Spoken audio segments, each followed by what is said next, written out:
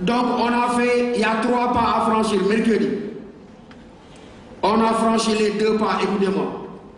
Pour le premier sujet, je vous ai dit, transformez la question en une affirmation, vous avez une thèse. Dans l'antithèse, qu'est-ce que vous faites? J'ai dit, vous conservez et vous dépassez. Il ne reste qu'un pas, c'est vous devant la copie écrire, ça je ne pourrais pas être là pour le faire pour vous. Lorsque vous abordez le deuxième sujet, le philosophe dit en y pensant ce que tout le monde dit sans y penser. Qu'en pensez-vous? C'est une affirmation. Qu'est-ce que je fais? Première étape, je me fais l'avocat de l'affirmation. Je la défends, je la justifie. Quand vous avez un sujet qui commence, même si on ne met pas directement des guillemets, en quel sens la philosophie est-elle dangereuse? C'est comme une affirmation. Parce qu'on vous a dit elle est dangereuse, on vous demande de montrer en quel sens.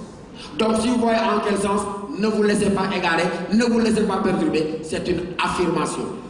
1, je justifie, et 2, je discute l'affirmation. Ne tombez pas dans le piège consistant à dire je coupe l'affirmation en 2. Première partie de mon développement, le philosophe dit en y pensant. Deuxième partie de mon développement, tout le monde dit sans y penser. Conclusion, non, c'est faux.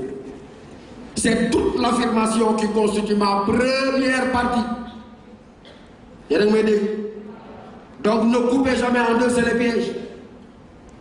Si on vous dit la philosophie inquiète et trouble, là où la science apaise et rassure, vous n'allez jamais dire première partie, la philosophie inquiète et trouble, deuxième partie, la science apaise et rassure. C'est tout ça qui constitue la première partie. Et après, je discute en disant, mais oui, la philosophie commence par inquiéter et troubler, parce qu'elle me met dans l'embarras, elle me fait poser des questions auxquelles je ne réponds pas. Mais elle finit quand même par m'installer dans la quiétude, parce qu'elle développe mon aptitude à la pensée. La science apaise et rassure.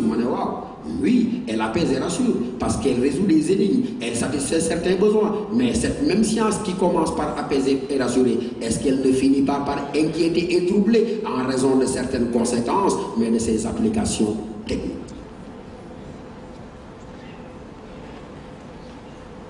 Le troisième sujet, texte. Ce que vous devez faire est régler par la consigne. Expliquer et discuter le texte suivant. À savoir maintenant, qu'est-ce que j'explique et comment j'explique. Qu'est-ce que je discute et comment je discute. Il ne s'agit pas d'une approche linéaire, phrase par phrase, d'être. Je regroupe le texte en centre d'intérêt. C'est dans le plan de l'introduction. J'ai dit, Edgar Morin commence par montrer que l'homme est un être bioculturel. Ensuite, il insiste sur l'importance du culturel au-dessus du naturel. Et enfin, il réconcilie les 2 positions. D'abord, ensuite, enfin, c'est ça que j'explique. Expliquer n'est pas paraphraser, non. Expliquer, c'est expliciter, rendre plus intelligible, plus clair, en mobilisant des citations internes ou externes au texte. Et discussion, c'est la partie indispensable que vous bâclez malheureusement et qui vous quitte des points. S'il n'y a pas de discussion, votre copie ne peut pas être bien notée. Parce que c'est dans la discussion que vous montrez votre capacité à observer un recul critique par rapport à une thèse et à la remettre en question.